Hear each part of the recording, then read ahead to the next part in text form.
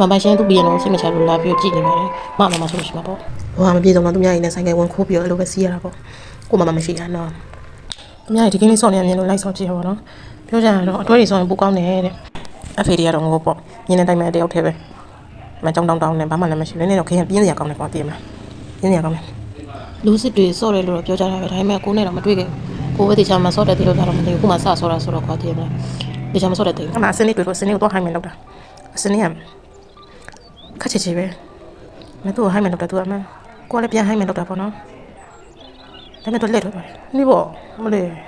အမသူများအိမ်ကိုကျူးကျော်ဝင်ရောက်ပြီးတော့ကိုမှမရှိတဲ့ပြန်လို့သူများအိမ်မှာတော့ပြီးပြန်လို့တော့တေးရပါတော့မပိုင်ရှင်သူပြန်လို့စိတ်မချလို့လာပြီးကြည့်နေပါတယ်မဆိုလို့ရှိမှာပေါ့ညကိုလည်းဆက်တီးတယ်အခုကောင်းတော့ပြန်တော့တကယ်ကိုအပြင်မှာတီးရတယ်လို့တီးရအဲ့ဒါကိုတော့ကောင်းတယ်တီးတတ်တယ်လို့တီးပေါ့နော်ငါလည်းတီးတတ်တယ်လို့ရှောက်တီးရတယ်မင်းတို့လည်းနားထောင်တယ်လို့နားထောင်ပါနော်တီးတတ်တယ်လို့တီးတယ်လို့နားထောင်တယ်လို့နားထောင်လိုက်ပေါ့တီးလို့တော့တော်တော်ကောင်းတယ်ပြန်လို့ပြောပါတယ်နော်နားနေညညောင်းနေပဲ